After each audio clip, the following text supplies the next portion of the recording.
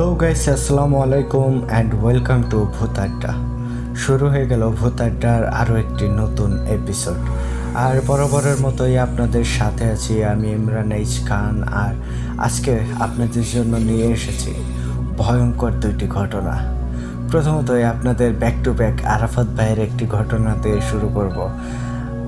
আজকে আরাফাত ভাই যেই ঘটনাটি আমাদেরকে লিখে পাঠিয়েছেন, সত্যি ঘটনাটি আসলে এক কথায় এতটা অসাধারণ, এতটা টুইস্টফুল একটা ঘটনা। আপনারা শুনলেই বুঝতে পারবেন যে আপনাদের শরীরের লোমগুলোকে বারবার দাঁড় করিয়ে দেবে, এরকম একটা দুর্দান্ত ঘটনা লিখে পাঠিয়েছেন আমাদের সবার প্রিয় আরাফাত ভাই।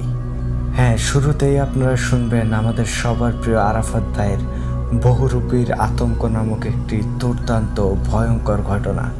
আশা করি এই ঘটনাটি আপনাদের অনেক অনেক বেশি ভালো লাগবে। এক কথায় আজকের রাতকে ভয়ের রোমাঞ্চ দিয়ে ভরিয়ে দেবে আজকের এই ঘটনাটি। তো এরপর আপনাদের জন্য থাকছে আমাদের অফিসিয়াল স্টোরি টেলার রাসেল রাজ ভাইয়ের লেখা বড়পোতার ছোট্ট একটি ঘটনা। বড়পোতা সম্পর্কে হয়তো আপনারা ইতিমধ্যে এর আগে দুইটি ঘটনা শুনেছিলেন। বড়পোতা হচ্ছে ওনাদের এলাকার একটা বিশেষ জায়গা, একটা পুকুর বা একটা খাল বলা চলে, অনেক বড় একটা পুকুর, যেটাকে ঘিরে অসংখ্য ভৌতিক ঘটনা রীতিমতো ঘটে চলেছে বা আগেও ঘটেছে, এখনও ঘটছে, এরকম একটা জায়গা। তো ওই জায়গাকে ঘিরেই আর কি একটি ঘটনা লিখে পাঠিয়েছে। আশা করছি এই ঘটনাটিও আপনাদের অনেক বেশি ভালো লাগবে। তো বন্ধুগণ, মূল ঘটনায় যাওয়ার আগে আপনাদেরকে বলতে চাই, আপনারা যারা এখনও আমাদের চ্যানেলটিকে সাবস্ক্রাইব করেননি, দ্রুত সাবস্ক্রাইব করে ফেলুন এবং পাশে থাকা অল অপশনটি সিলেক্ট করে রাখুন, যাতে করে আমাদের পরবর্তী সকল আপডেট সবার আগে আপনার কাছেই পৌঁছে যায়। আর আপনারাও যদি আমাদেরকে ঘটনা পাঠাতে চান, সেই ক্ষেত্রে আপনাদের কাছে দুইটি বই আছে। প্রথমত আপনার সরাসরি আমাদেরকে হোয়াটসঅ্যাপে নক দিতে পারেন, আর আমাদের হোয়াটসঅ্যাপ নাম্বারটি আমাদের ডেসক্রিপশন বক্সে অথবা কমেন্ট বক্সে প্রিন্ট আপ করা আছে। এছাড়াও আপনারা চাইলেই কিন্তু আমাদেরকে ইমেলের মাধ্যমেও ঘটনা পাঠাতে পারেন, আর আমাদের ইমেল অ্যাড্রেসটি হচ্ছে bhutadda.stories@gmail.com। আপনাদের জানা শোনা সেরা ভয়ঙ্কর ঘটনাগুলো আমাদেরকে লিখে কিংবা ভয়েস ক্লিপ আকারে পাঠিয়ে দিতে পারেন। আর অবশ্যই আপনাদের কাছে রিকোয়েস্ট থাকবে, আপনারা অবশ্যই ইউনিক ঘটনাগুলোই আমাদেরকে পাঠাবেন। কারো কাছ থেকে কপি করা ঘটনা বা অন্য কোনো প্ল্যাটফর্মে যে সকল ঘটনাগুলো ইতিমধ্যে প্রকাশ হয়েছে, সেরকম কোনো ঘটনা দয়া করে আমাদেরকে পাঠাবেন না। আর আমরা যদি বুঝতে পারি যে আপনারা এরকম কোনো ঘটনা আমাদের সাথে শেয়ার করছেন, তাহলে আমরা আন্তরিকভাবে দুঃখিত, আমরা সেই ঘটনাগুলো প্রকাশ করতে পারবো না। আপনার ফুললি পরিশ্রমগুলোই বৃথা যাবে। তো আশা করি আপনারা বুঝতে পেরেছেন। তো বন্ধুগণ, আপনাদেরকে আর অপেক্ষা করাবো না, এবার সরাসরি চলে যাব আরাফাত ভাইয়ের লেখা বহুরূপীর আতঙ্ক।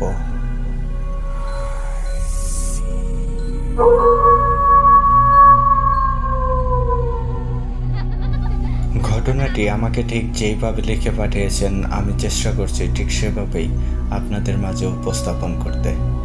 লিখছেন, আসসালামু আলাইকুম, কেমন আছেন সবাই? আশা করি সবাই আল্লাহ তাআলার অশেষ রহমতে অনেক ভালো আছেন। আমিও আপনাদের দোয়ায় অনেক ভালো আছি, আলহামদুলিল্লাহ। আমি মোহাম্মদ আরাফাত, ভূত আড্ডার একজন অ্যাডমিন ও স্টোরি টেলার। আমার গ্রামের বাড়ি চট্টগ্রামের আনোয়ারা উপজেলায়। যদিও আমি বর্তমানে কাতারের একটি স্বনামধন্য কোম্পানিতে একজন কম্পিউটার অপারেটর হিসেবে কর্মরত আছি। আজকের ঘটনাটি আমাদেরই একজন শ্রোতা বন্ধুর কাছ থেকে সংগ্রহ করা ঘটনা। আমি চেষ্টা করছি আমার মতো করে এই ঘটনাটি গুছিয়ে লেখার। তো চলুন কথা না বাড়িয়ে সরাসরি ঘটনায় প্রবেশ করি। নিশাত টিভিতে খবর দেখছে। হঠাৎই তার ফোনে একটা অচেনা নাম্বার থেকে কল আসে। কলটি রিসিভ করতেই অপর প্রান্ত থেকে একটা অচেনা কণ্ঠ বলে উঠল, আপনার বাবা অসুস্থ, রোড অ্যাক্সিডেন্ট করে এখন সে হসপিটালে আছে, আপনি জলদি চলে আসুন। নিশাত কোনো কিছু না ভেবেই ঘর থেকে বেরিয়ে যায়। তার বাবা হাসপাতালে আছে, তাই সে দ্রুত হাসপাতালে যায়। সময়টা তখন রাত 10টা হবে। নিশাত হাসপাতালের সিঁড়ি বেয়ে উপরে উঠতে থাকে। তখনই সে দেখতে পায় সিঁড়ির উপরের দিকে রেলিং ধরে ভয়ানক কিছু একটা দাঁড়িয়ে আছে।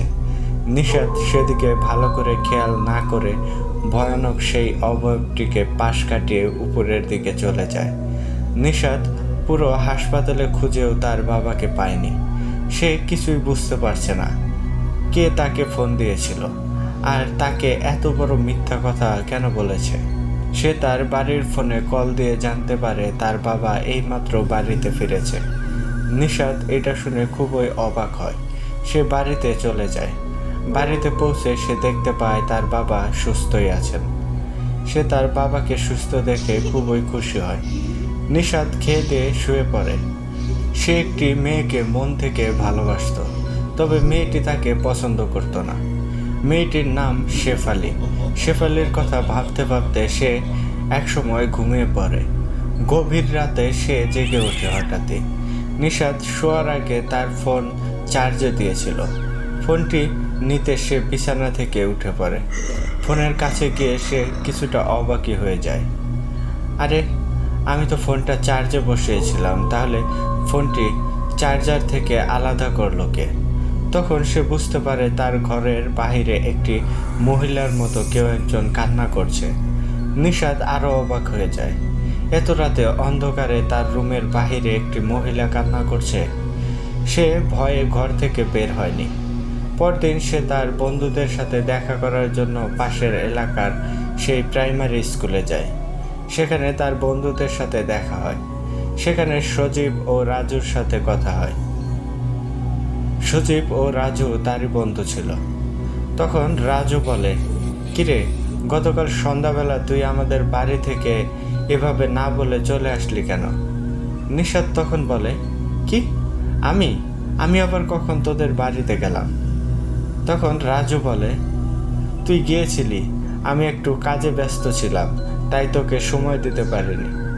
নিশাত ভাবে, আরে এই রাজুটা কি পাগল হয়ে গেল নাকি? তাদের বাড়িতে তো সে যায়নি। তারা তিনজন পাশের চায়ের দোকানে চা পান করে, যার যার মতো এরপর বাড়িতে চলে যায়। সন্ধ্যায় সে পড়তে বসে। তখন সে শুনতে পারে তার বোন তাকে বলছে, ভাইয়া দেখ কে এসেছে। নিশাত সেখানে গিয়ে দেখে একটি মেয়ে তার ঘরের সামনে দাঁড়িয়ে আছে। নিশাত বলে, কে আপনি? তখন সে দেখতে পায় সেই মেয়েটি আর কেউ না, সেই মেয়েটি শেফালি, যাকে নিশাত ভালোবাসত। নিশাত শেফালিকে নিয়ে একটু দূরে নিয়ে যায়। নিশাত বলে, তুমি এখানে এই রাতের বেলায় কেন? শেফালি তখন বলে, তোমাকে না দেখে থাকতে পারছি না, ভালো লাগছে না, তাই চলে এলাম। নিশাত বলে, তুমি কি আমার সাথে মজা করছো নাকি? তখন শেফালি বলে, কিসের মজা? আমি তোমাকে মন থেকে পছন্দ করি, ভালোবাসি তোমায়। তখন নিশাতকে তার মা ডাকলে সে তখন শেফালিকে বলে, তুমি বাড়ি চলে যাও। ও, তুমি তো একা যেতে পারবে না রাতের বেলায়, আচ্ছা আমি তোমাকে বাড়িতে পৌঁছে দেই। নিশাত শেফালির হাতে হাত রেখে হাঁটতে থাকে। একসময় শেফালি তার বাড়ির সামনে চলে আসে। তখন শেফালি বলে, তুমি এখন চলে যাও, আমি বাড়ির ভেতরে যাচ্ছি। এই বলে সে বাড়ির ভেতরে চলে যায়, আর নিশাতও তার নিজের বাড়ির দিকে পা বাড়ায়। তখনই সে ভাবতে থাকে, আগামীকাল শেফালির সাথে কোথায় দেখা করা যায়। নিশাত সাহস করে শেফালির বাড়িতে প্রবেশ করে। সে শেফালির নাম ধরে উচ্চস্বরে ডাকতে থাকে। নিশাতের ডাক শুনে শেফালি ঘর থেকে বের হয়ে আসে, সাথে তার মা ও ছোট বোনটাও বের হয়ে আসে। শেফালি বলে, কি হয়েছে? আপনি এত রাতে আমাকে ডাকছেন কেন? তখন নিশাত বলে, একটা কথা বলতে ভুলে গেছি। শেফালি তখন বলে, আপনার সাথে আমার কোনো কথা নেই। নিশাত বলে, তুমি কি আগামীকাল আমার সাথে দেখা করতে পারবে? আগামীকাল তোমাকে নিয়ে ঘুরবো। শেফালি তখন এটা শুনে নিশাতের গালে একটা থাপ্পড় দেয়। নিশাত বেশ অবাক হয়ে বলে, তুমি এটা কি করলে? শেফালি বলে, তোকে তো শুধু থাপ্পড় দিয়েছি, বাবাকে বললে তোর হাড়টি সব ভেঙে দেবে। নিশাত ভাবে, ব্যাপার কি? এইমাত্র তো শেফালি আমার সাথে হেঁটে বাড়িতে আসলো, আর সবচেয়ে বড় কথা হলো শেফালি তো আমাকে ভালোবাসে, এই কথাটাও সে বলেছে। তাহলে এখন শেফালি আমাকে থাপ্পড় মারলো কেন? শেফালি বলে, ভবিষ্যতে তোকে যেন আমার বাড়ির আশপাশে না দেখি। তখন নিশাত বলে, তুমি না কিছুক্ষণ আগে আমার বাড়িতে গিয়েছিলে, আমাকে ভালোবাসার কথা বলেছ, আমি তোমাকে এইমাত্র বাড়ি নিয়ে আসলাম। শেফালি বলে, আমি কোথাও বের হইনি, আর তোর সাথে বাড়িতে আসবো এটা ভাবলি কি করে? নিশাত মন খারাপ করে বাড়ি ফিরে আসে। রাতে সে ঘুমিয়ে আছে, হঠাৎ করেই তার ঘুমটা ভেঙে যায়। এপাশ থেকে ওপাশ কাত হতেই দেখতে পায় তার বিছানায় ঠিক পাশেই একজন শুয়ে আছে, আর সেটা কাঁথা দিয়ে পুরো শরীরটা ঢেকে রেখেছে। নিশাত ভয় পেয়ে যায়, আর তার পাশে এত রাতে অন্য কেউ শুয়ে আছে এটা ভেবেই সে ভয় পেয়েছিল। এরপর সে ভাবতে থাকে, শোয়ার সময় তো তার বিছানায় কেউ ছিল না, তাছাড়াও এই রুমে কারো আসা সম্ভব না, দরজা তো এখনো ভেতর থেকেই বন্ধ করা। নিশাত ভাবছে, কে এটা শুয়ে আছে, কাঁথাটা সরিয়ে দেখবো নাকি। কাঁথার এক কোণা ধরে আস্তে আস্তে সেটা সরাতে লাগলো নিশাত। তখনই পাশের রুম থেকে তার মা বলে ওঠে, বাবা নিশাত, একটু দেখে যা তো, তোর ছোট বোনটি কেমন যেন করছে। নিশাত সেদিকে তাকিয়ে বলে, আসছে মা। নিশাত আবার বিছানায় শুয়ে থাকা লোকটার দিকে তাকাতেই সে দেখে সেখানে কেউ নেই। চমকে ওঠে নিশাত, এইমাত্র এখানে কিছু একটা কাঁথা গায়ে দিয়ে শুয়েছিল, মুহূর্তের মধ্যেই সে জিনিসটা অদৃশ্য হয়ে গেল নাকি। সে খুবই ভয় পায়। দরজা খুলে সে পাশের রুমের দরজায় গিয়ে তার মাকে বলে, মা কি হয়েছে? কিন্তু তার মা কোনো আওয়াজ করে না। আবারও সে জিজ্ঞেস করে, মা কি হয়েছে, দরজা খুলছ না কেন? তখন তার মা ঘুম থেকে উঠে আর বলে, কি হয়েছে রে বাবা, এত রাতে ডাকছিস কেন, তোর কি কোনো সমস্যা হয়েছে নাকি? সে বলে, মা তুমি আমাকে কিছুক্ষণ আগেই না ডেকেছিলে। তার কথা শুনে তার মা বলে, কই বাবা, না তো, আমি তো তোকে ডাক দেইনি, আমি তো এতক্ষণ ঘুমিয়েছিলাম। নিশাত তখন আবারও ভয় পেয়ে যায়। তখন বলে, বলো কি মা, কিছুক্ষণ পূর্বেই তো তুমি আমাকে ডেকেছিলে। তার মা বলে, না বাবা, হয়তো তুই স্বপ্নে দেখেছিস, আমি কখনোই তোকে ডাক দেইনি। ঠিক আছে, এবার ঘুমা যা, সব কিছু ঠিক হয়ে যাবে। পরদিন সকালে সে তার বন্ধুদের সাথে দেখা করে, তারা বিভিন্ন ধরনের গল্প করতে থাকে। নিশাত বলে, আচ্ছা আজ রাতে তোরা পাশের এলাকার পুরনো বাড়ির আশেপাশে থাকবি, আজ সবাই ভূতের গল্প করব সেখানে। রাজু ও সজীব বলে, ভূত? নিশাত বলে, কেন, ভূতের নামটি শুনলে কি ভয় পাস নাকি? রাজু বলে, না রে, ভূত কি বাস্তবে আছে নাকি? কোথায়, আজ অব্দি তো কোনো ভূত একটাও দেখলাম না। সজীব বলে, ঠিক আছে, তোদের মনে যা আছে আজ সবই শুনবো। এরপর ঠিক আছে বলে সেখান থেকে সবাই উঠে পড়ে। এই শীতের রাতে কুয়াশায় চারপাশ ঢেকে আছে। রাতে খেয়ে দিয়ে শীতের কাপড় গায়ে জড়িয়ে সবাই বেরিয়ে পড়ে। তারা গ্রিল করে খাওয়ার জন্য সাথে প্রয়োজনীয় সব উপাদান নিয়ে যায়। তারা তিনজনই সেই পুরনো বাড়ির পাশে একটি খোলা জায়গায় বসে আড্ডা দিচ্ছে। আজ রাতে তারা তিনজনই এখানে গল্পের ফাঁকে ফাঁকে চিকেন গ্রিল করে খাবে। সজীব গ্রিল তৈরিতে ব্যস্ত। নিশাত বলে, তাহলে গল্প শুরু করা যাক, ভুতুরে গল্প হলেই ভালো হয়। রাজু কিছুক্ষণ গল্প করে। সে বলে, এতক্ষণ তোরা যেসব গল্প শুনলি তা সবাই লোকে মুখে শোনা। তবে নিশাত বলে, তবে কি? রাজু তখন বলে, এখন যে গল্পটি বলবো সেটি আমার সাথেই ঘটেছে। তোরা ভয়ানক একটি গল্প শুনতে প্রস্তুত তো? সজীব তখন বলে, শুরু কর আগে। রাতের বেলায় পুরনো বাড়ির পাশে খোলা জায়গাতে গ্রিল খাওয়ার ফাঁকে ফাঁকে ভুতুরে গল্প জমবে বেশ। রাজু বলে, শোন তাহলে। সে সরাসরি তার ঘটনায় চলে যায়। রাজু তার ঘটনা বলতে শুরু করে। সময়টা তখন ফাল্গুন মাস ছিল। পুকুর ঘাটে পানি ছিল খুবই কম। আমি পাশের এলাকা থেকে খেলাধুলা করে যখন সন্ধ্যায় বাড়ি ফিরছিলাম, খোলা মাঠে আমি একা, মোটামুটি বড় আছে মাঠটি। তখন দেখি একটা মহিলা মাঠের এক পাশ থেকে আর এক পাশে যাচ্ছে। আমি আমার মতো করে সামনের দিকে এগোচ্ছি। মহিলার সাথে একটা বাচ্চাও ছিল। বাচ্চাটি মহিলার থেকে কিছুটা পিছনে ছিল, মানে হাঁটতে পারে আর কি। আমি অনেকটা পথ চলে এসেছি, তখনই দেখি মহিলার সাথে সেই বাচ্চাটি আমার একটা পায়ে ধরে ফেলে। আচমকা কারো স্পর্শ পাওয়া মাত্রই ভয় পেয়ে যাই। তাকিয়ে দেখি সেই বাচ্চাটি আমার একটা পা ধরে রেখেছে। আমি খুবই ভয় পেয়ে যাই, কেননা বাচ্চাটি তো আমার থেকে অনেকটা দূরে ছিল। এত তাড়াতাড়ি বাচ্চাটি কিভাবে আমার কাছে আসলো, এটা ভেবে ভয় লাগছে। আমি আশেপাশে তাকিয়ে দেখি সেই মহিলাটি কোথাও দেখা যাচ্ছে না। কি, কিছুক্ষণ আগেও তো মহিলাটি এখানে ছিল, এত তাড়াতাড়ি মহিলাটি কোথায় নাই হয়ে গেল? বাচ্চাটি আমার একটা পায়ে শক্ত করে ধরে রেখেছে। আমি বাচ্চাটির থেকে আমার পা ছুটাতে চাইলে দেখতে পারি বাচ্চাটি এত শক্ত করে ধরে রেখেছে, আমি কোনোভাবেই বাচ্চাটিকে ছাড়াতে পারছিলাম না। আমি রাগে পায়ের সাথে বাচ্চাটিকে নিয়েই হাঁটতে লাগলাম। কিছুটা পথ যেতেই দেখি বাচ্চাটি ভয়ঙ্করভাবে আওয়াজ করতে থাকে। আমি ততক্ষণে বুঝে গেছি এটা কোনো সাধারণ বাচ্চা না, এটা নিশ্চয়ই কোনো খারাপ কিছু, যা বাচ্চার রূপ ধারণ করেছে।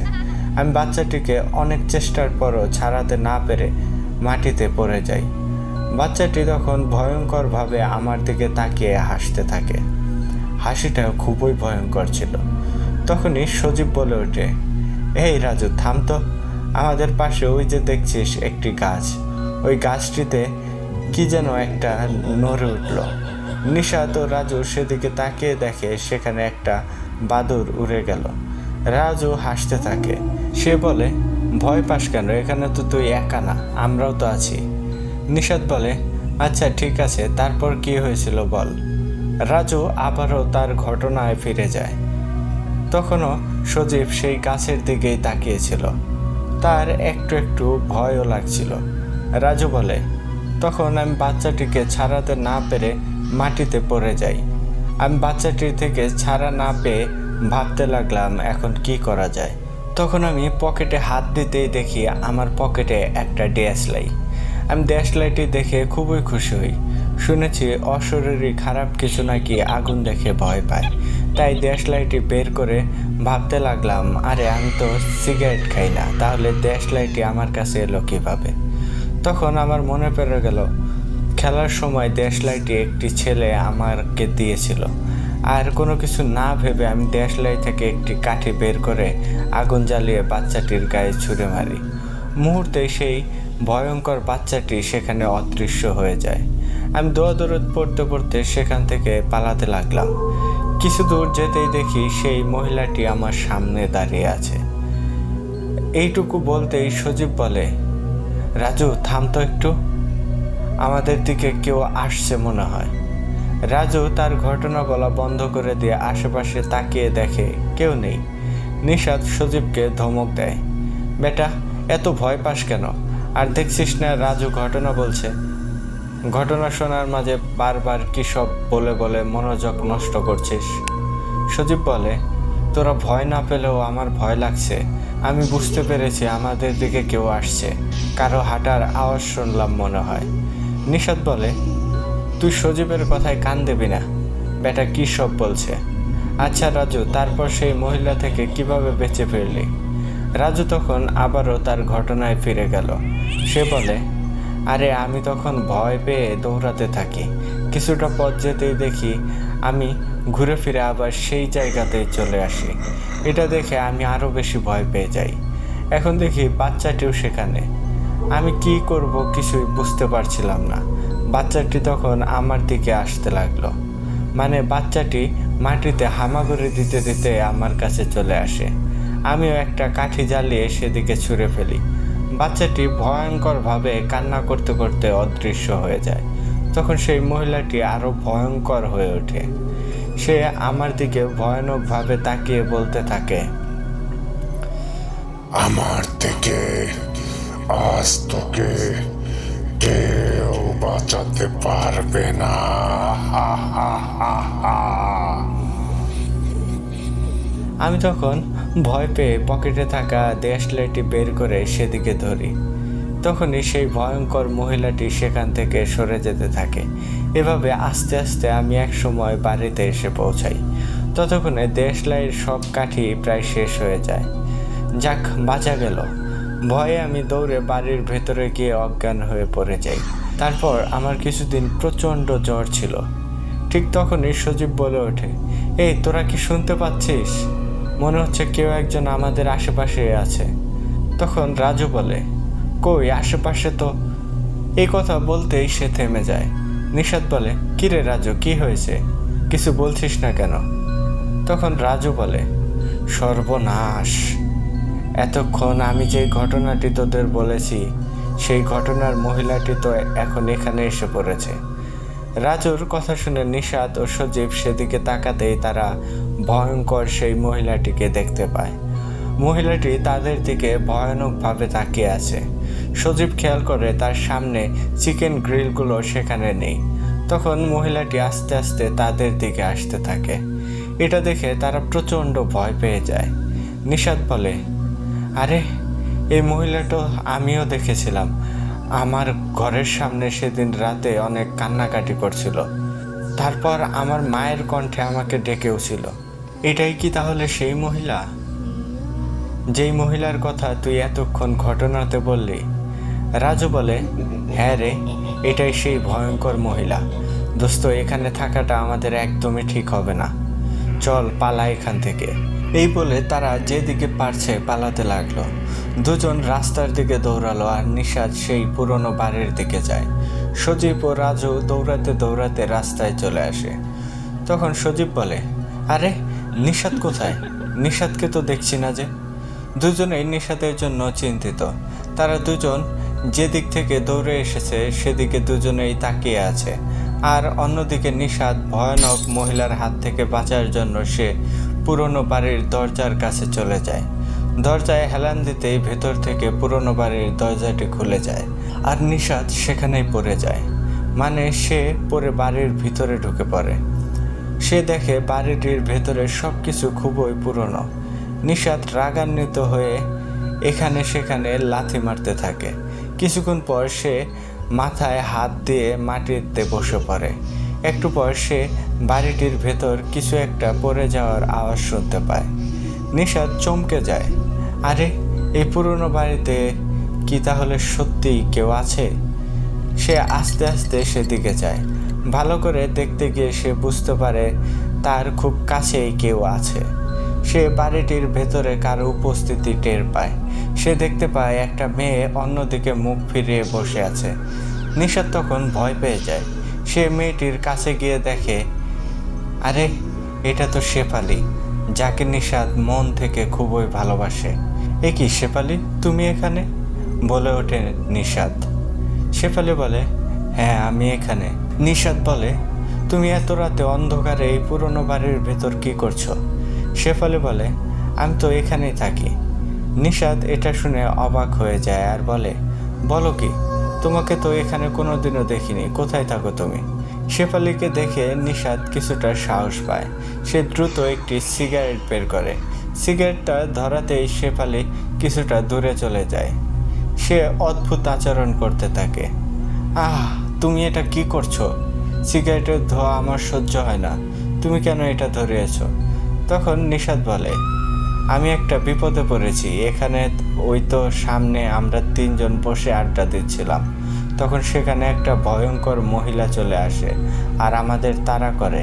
আমি পালিয়ে এখানে এসেছি। শেফালি বলে, বলো কি? আচ্ছা, মহিলাটা দেখতে কেমন ছিল? নিশাত বলে, অনেক ভয়ানক ছিল। মহিলাটা অনেক লম্বা বলে শেফালির দিকে তাকাতেই সে দেখে শেফালির জায়গাতে একটা ভয়ানক মহিলা দাঁড়িয়ে আছে। নিশাত ভয়ে জড়সড় হয়ে যায়। শেফালি ভেবে যার সাথে সে এতক্ষণ কথা বলছে সে আসলে শেফালি না, সেই ভয়ানক মহিলাটি শেফালির রূপ ধারণ করে এখানে এসেছে। নিশাত ভয়ে বলতে থাকে, তুই এখানে? ভয়ানক মহিলাটি আরো ভয়ানকভাবে তার দিকে তাকায়। সে দেখতে পায় মহিলাটি তাকে ধরতে আসছে। নিশাত ভয়ে সেই বাড়ির জানালা দিয়ে বাহিরে চলে আসে। সে আবারও দৌড়াতে থাকে। এক সময় সে দেখে রাস্তায় বাকি দুজন বসে আছে। তাদের সাথে নিয়ে নিশাদ দৌড়াতে থাকে। কিছুক্ষণ দৌড়ানোর পর সে বুঝতে পারে, সে দেখে তার পাশে ভয়ানক মহিলাটি ও আরেক পাশে সেই ভয়ানক ছোট বাচ্চাটি। নিশাদ ভয়ে দিক বেদিক দৌড়াতে থাকে। এক সময় সে একটি পুকুরের পাড়ে চলে আসে। সে দেখতে পায় পুকুরে একটা মহিলা কান্না করছে।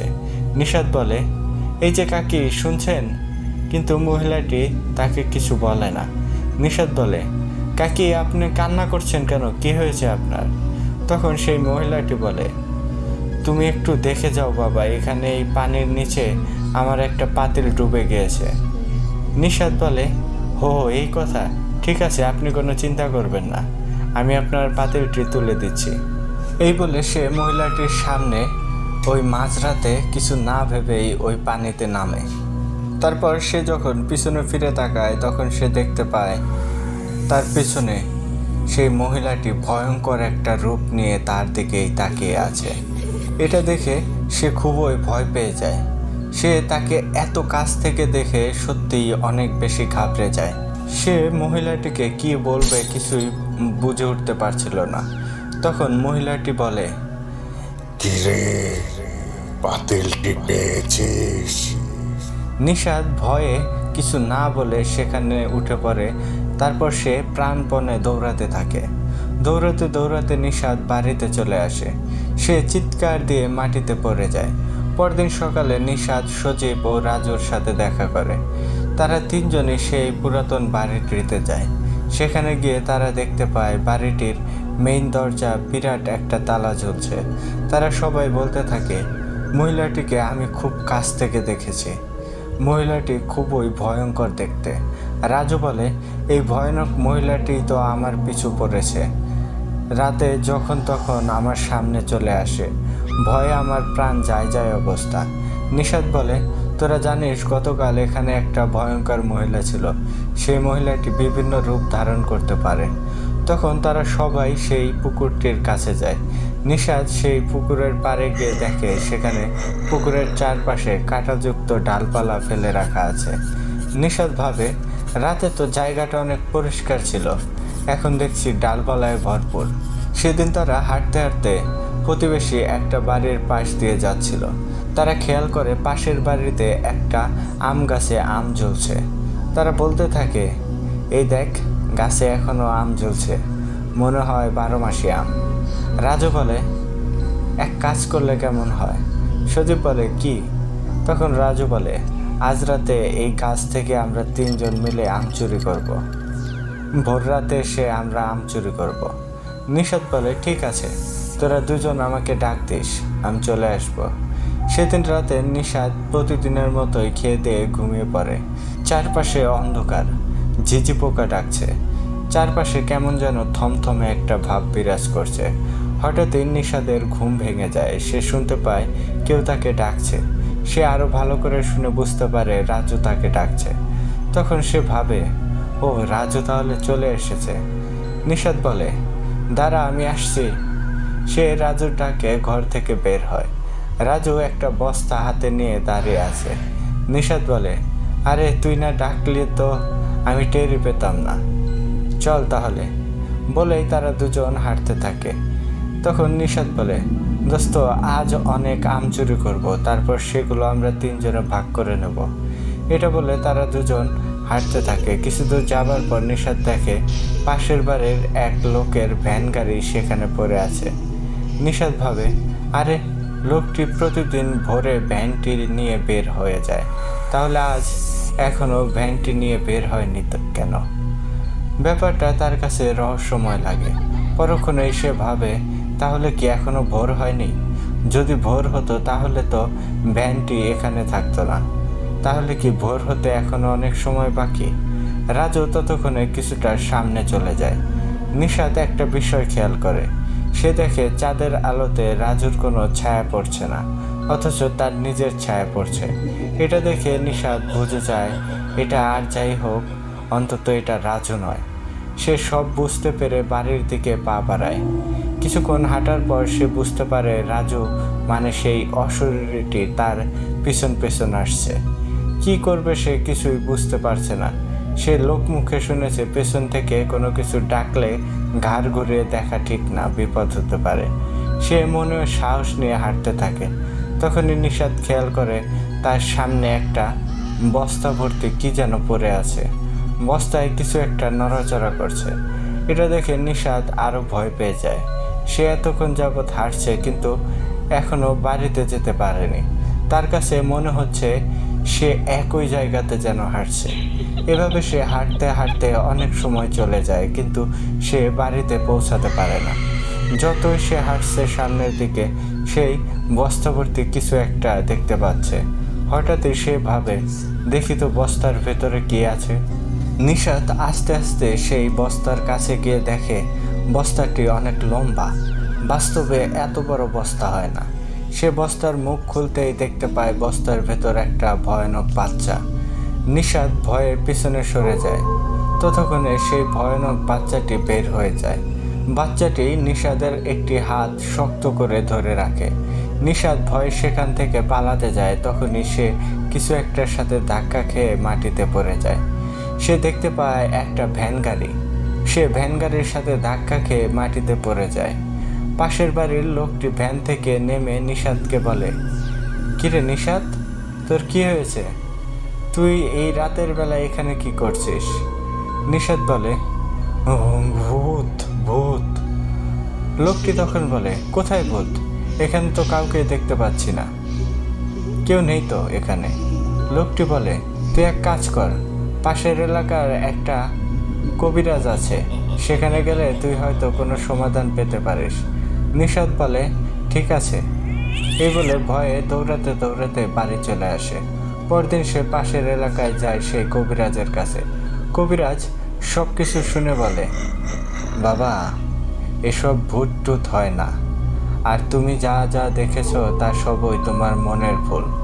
তুমি বেশি বেশি ব্যাপারটা নিয়ে চিন্তা করছো, আর ভয়ের কিছু না থাকতেও তোমার সামনে ভয়ঙ্কর কিছু হাজির হয়ে যায়। মনে সাহস রাখবে, তাহলে দেখবে এসব কিছুই তোমার সামনে আসবে না, মানে এইসব ভয়ঙ্কর কিছু দেখতেও পারবে না। নিশাত ভাবে, এই ভয়ানক মহিলাটির চেহারা সে কিভাবে ভুলবে? ঘুমের মধ্যে মাঝে মধ্যেই সে ভয়ানক মহিলাটির চেহারা দেখতে পায়। কবিরাজটি একটি তাবিজ দিয়ে বলে, এটা তোমার সাথে রাখতে পারো, আর মনে সাহস রাখবে, ভয় পেলে কিন্তু চলবে না। আসলে ভূত বলতে কিছুই হয় না, জিন আছে। তবে সব জিনেরা এমন নিকৃষ্ট কাজ করে না। কিছু কিছু খারাপ জিন আছে, তারা মানুষের সামনে বিভিন্ন সময় বিভিন্ন রূপে দেখা দেয়। তুমি যদি মনের দিক থেকে পাক পবিত্র থাকো, মনে সাহস রাখো, তাহলে এই সব খারাপ জিনেরাও তোমার কোনো ক্ষতি করতে পারবে না। কবিরাজের কথা মতো সে বাড়িতে চলে আসে। তারপর থেকে সে আর ভয়ের কিছু দেখেনি বা ভয়ানক সেই মহিলাটিকেও আর দেখতে পায়নি। মানে সে রাতে ঘর থেকে বের হলে সাথে কাউকে নিয়ে বের হয়। সাথে কেউ থাকলে তো মনে সাহস থাকে, আর মনে সাহস থাকলে তো কোনো খারাপ কিছু ধারে কাছেও ঘেঁষতে পারে না। তো সম্মানিত শ্রোতা বন্ধুরা, এই ছিল একটি ছোট্ট ঘটনা। জানি না ঘটনাটি কার কাছে কেমন লেগেছে। ঘটনাটির ব্যাপারে লিখতে পারেন মন্তব্য করে। ভূত আড্ডার সাথে থাকবেন সব সময়। সবাই ভালো থাকবেন, সুস্থ থাকবেন। কথা হবে অন্য কোনো ঘটনায়। আল্লাহ হাফেজ। ভূত আড্ডা দীর্ঘজীবী হোক। আমি মোহাম্মদ আরাফাত, দোহা, কাতার।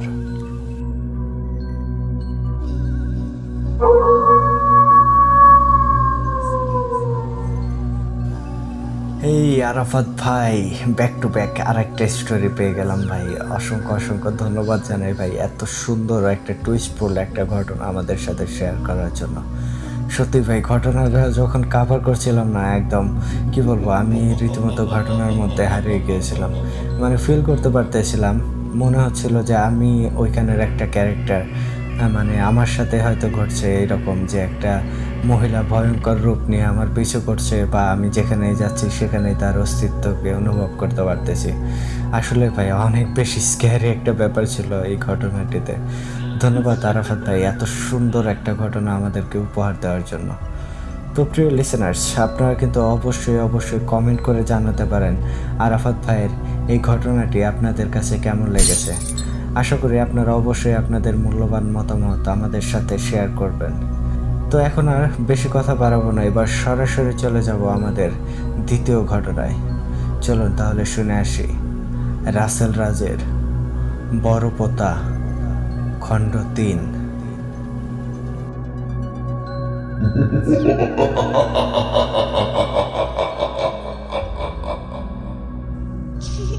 ঘটনাটি আমাকে ঠিক যেইভাবে লিখে পাঠিয়েছেন, আমি চেষ্টা করছি ঠিক সেভাবেই আপনাদের মাঝে উপস্থাপন করতে।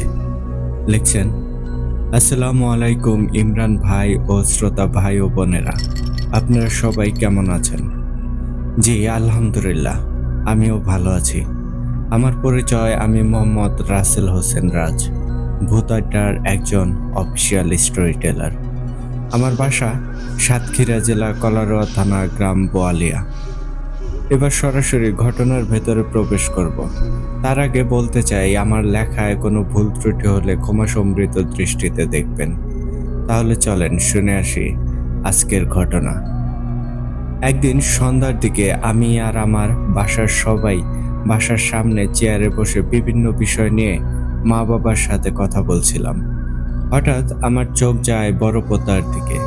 আমি ওদিকে তাকিয়ে রীতিমতো হতভম্ব হয়ে গেলাম, কারণ আমি সেখানে দেখেছিলাম একটা বড় দেবদারু গাছ। গাছটা সাধারণত অনেক বড় ছিল, কিন্তু গাছের উপরে তাকিয়ে দেখি একটা কালো ধোঁয়া দানবের আকৃতি নিয়ে দাঁড়িয়ে আছে। সেটা দেখে আমি অনেকটাই ভয় পেয়ে যাই। পরক্ষণেই আমি দেখি সে আমার দিকেই যেন তাকিয়ে আছে। ঠিক তখনই ঘটে গেল একটা আজব ঘটনা। দেখতে পেলাম সেই গাছটা ওখানেই হুড়মুড় করে ভেঙে পড়ছে। গাছটা যে ভেঙে পড়ছে এটা শুধু আমি একাই দেখিনি, আমার বাসার সবাই দেখেছিল। কারণ আমি আগেই বলেছি, আমরা সবাই একসাথেই বসেছিলাম। আমি আমার বাবা মাকে বললাম, আমি গিয়ে দেখে আসবো নাকি, কিন্তু আমার বাবা মা বলল, না এখন যেতে হবে না, এখন গেলে সমস্যা হতে পারে। সবাই যেতে মানা করায় আমি আর গেলাম না। আপনাদের কাছে কি মনে হয় ঘটনাটা এখানেই শেষ? আরে না, আরো একটু বাকি আছে, তাহলে শুনতে থাকেন। সেদিন রাতের কথা, আমি আমার ঘরের ভেতরে শুয়ে ফোনে ভিডিও দেখছিলাম। তখন রাত আনুমানিক 12টা বাজে। আমার চোখে অনেক ক্লান্তি নিয়ে ঘুমানোর জন্য ফোনটা আমার মাথার কাছে রেখে আমি শুয়ে পড়লাম। একটা সময় ঘুমিয়েও গেলাম। ঘুমিয়ে যাই বলতে তখনও আমার ভালো করে ঘুম আসেনি। অনেকটাই তন্দ্রায় ছিলাম, মানে ঘুম আর জেগে থাকার মাঝামাঝি একটা অবস্থানে। রাত কয়টা বাজে সেটা খেয়াল করিনি। আমি এক পাশ ফিরে শুয়েছিলাম। হঠাৎ আমার কানে একটা আওয়াজ আসে। আমি আরো ভালো করে খেয়াল করতেই বুঝতে পারি আমার পেছনে কারা যেন কথা বলছে। কি বলছে সেটা তো বুঝতে পারছি না, কিন্তু আমার আশেপাশে যে অনেকজন বসে আছে সেটা আমি খুব ভালো করে বুঝতে পারছিলাম। আমি আগেই বলেছিলাম, ফোন আমার মাথার কাছে রেখেই শুয়েছিলাম। আমি আস্তে করে আমার ফোনটা হাতে নিয়ে ফোনের পাওয়ার বাটনে চেপে আমার পিছন দিকে ধরি। তখন ওই ডিসপ্লের আলোতে আমি যেটা দেখি, আমি তখন নিজের চোখকেও বিশ্বাস করাতে পারিনি। আমি আসলেই কি সেদিন ঠিক দেখেছিলাম? আমি ফোনের ডিসপ্লের আলোতে দেখতে পেলাম আমার পিছনে 4 জন বসে আছে। তাদের ভেতরে 2 জন ছিল পুরুষ, তাদের গায়ে সাদা জোব্বা পরা ছিল। আমি এটাও দেখি পুরুষ 2 জন আমার খাটের উপরে বসেছিল, আর 2 জন মহিলা নিচে দাঁড়িয়েছিল। তারা যে মহিলা এটা আমি বুঝেছিলাম তাদের দুজনের গায়ে শাড়ি পরা দেখে। লাল শাড়ি পরা ছিল তাদের গায়ে। আমি তাদের 2 থেকে 3 সেকেন্ডের জন্য দেখতে পেয়েছিলাম। ফোনের আলো তাদের উপরে পড়তেই তারা ওখান থেকে কোথায় যেন হারিয়ে যায়। তখন আমি ভেবেছিলাম আমি হয়তো ভুল কিছু দেখেছি, কিন্তু আমি ফোনের সময়টা দেখে আরো বেশি অবাক হয়ে যাই, কারণ আমি রাত 12টার দিকে ফোন রেখে ঘুমানোর জন্য চোখ বন্ধ করে রেখেছিলাম। তাছাড়া আমি তো কিছু সময়ের জন্যই ঘুমিয়েছিলাম। আর তখন খেয়াল করলাম ঘড়িতে রাত 12টা 15 মিনিট। কেমনে কি ঠিক বুঝতে পারলাম না। সকালে ঘুম থেকে উঠে আমি দেখতে যাই সেই গাছটা, কাল রাতে যেই গাছটা ভেঙে পড়েছিল। কিন্তু আমি ওখানে গিয়ে দেখি না, গাছটা তো তেমনি আছে, তাহলে আমরা সবাই কি কাল রাতে ভুল দেখেছিলাম? কিন্তু এটা কিভাবে হতে পারে? আমাদের বাসার সবাই তো দেখেছিল। এই ঘটনাটা এখানেই শেষ। আপনারা বিশ্বাস করেন বা নাই করেন, এটা একেবারেই সত্যি একটা ঘটনা। ইমরান ভাই, আপনাকে অনেক অনেক ধন্যবাদ জানাই। ভূত আড্ডা দীর্ঘজীবী হোক। আমার এই ছোট্ট ঘটনাটা আপনার কাছে কেমন লেগেছে অবশ্যই কমেন্ট করে জানিয়ে দেবেন। আল্লাহ হাফেজ।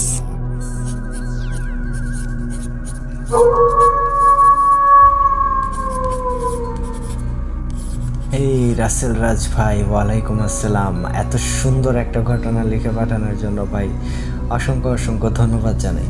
সত্যি বলতে ঘটনাটা বেশ ছোট ছিল ভাই, মানে আপনার লেখা ঘটনাগুলোর মধ্যে এটাই সবচেয়ে ছোট্ট একটি ঘটনা।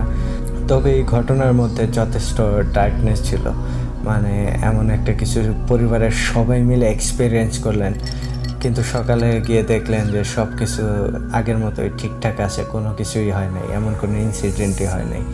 আসলে আমরা সচরাচর যে সকল ঘটনাগুলো শুনি তাতে কিন্তু দেখতে পাই যে মানে কেউ একা বা একজন দুইজন ঘটনাগুলো ফেস করে, কিন্তু আপনারা এখানে আপনার সপরিবারে মানে পুরো পরিবারটাই ঘটনাটা ফেস করছে, অথচ পরদিন সকালে গিয়ে দেখা গেল যে না, আসলে ওরকম কিছুই ঘটেনি।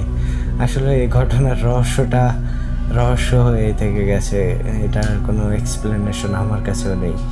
তো বন্ধুগণ, আপনারা যদি এই রহস্য সম্পর্কে কিছু বলতে চান বা এই ঘটনার সম্পর্কে আপনাদের কাছে যদি কোনো মতামত থাকে যে আসলে সেদিন কি ঘটেছিল বা তারা কি সবাই ভুল দেখেছিল, আপনারা কিন্তু অবশ্যই আপনাদের মূল্যবান মতামত আমাদের সাথে শেয়ার করতে পারেন আর জানাতে পারেন রাসেল রাজ ভাইয়ের এই ঘটনাটি আপনাদের কাছে কেমন লেগেছে। তো এই ছিল আজকের আয়োজন, আশা করি আপনাদের অনেক বেশি ভালো লেগেছে। আর চলে যাওয়ার আগে আপনাদেরকে আবারও বলতে চাই, আপনারা যারা আমাদের চ্যানেলটিকে এখনও সাবস্ক্রাইব করেননি দ্রুত সাবস্ক্রাইব করে ফেলুন এবং পাশে থাকা অল অপশনটি সিলেক্ট করে রাখুন, যাতে করে আমাদের পরবর্তী সকল আপডেট সবার আগে আপনার কাছে পৌঁছে যায়। আর আমাদের ঘটনাগুলো যদি আপনাদের ভালো লাগে তাহলে অবশ্যই একটি লাইক করবেন, কমেন্ট করবেন এবং শেয়ার করে দেবেন দেশ বিদেশের সকলের মাঝে, যাতে করে আমাদের ভূত আড্ডা পরিবার সবার মাঝে আরও পরিচিতি লাভ করতে পারে, সবাই যেন আমাদের ঘটনাগুলোকে এনজয় করতে পারে। আর আপনারাও যদি আমাদেরকে ঘটনা পাঠাতে চান সেই ক্ষেত্রে আপনাদের কাছে কিন্তু দুইটি বই আছে। প্রথমত আপনারা সরাসরি আমাদেরকে হোয়াটসঅ্যাপে নক দিতে পারেন, আর আমাদের হোয়াটসঅ্যাপ নাম্বারটি আমাদের ডেসক্রিপশন বক্সে অথবা কমেন্ট বক্সে প্রিন্ট আপ করা আছে। এছাড়াও আপনারা চাইলেই কিন্তু আমাদেরকে ইমেলের মাধ্যমেও ঘটনা পাঠাতে পারেন, আর আমাদের ইমেল অ্যাড্রেসটি হচ্ছে bhutadda.stories@gmail.com। আপনাদের জানাশোনা সেরা ইউনিক ঘটনাগুলো আমাদেরকে লিখে কিংবা ভয়েস ক্লিপ আকারে পাঠিয়ে দিতে পারেন। তো আমি ইমরান এইচ খান আজকের মতো এখানে বিদায় নিচ্ছি। কথা হচ্ছে আগামী এপিসোডে নতুন আর ভয়ঙ্কর কোনো ঘটনা নিয়ে। টিল দেন সবাই ভালো থাকুন, সুস্থ থাকুন, আর হ্যাঁ, অবশ্যই ভূত আড্ডার সাথেই থাকুন। আসসালামু আলাইকুম।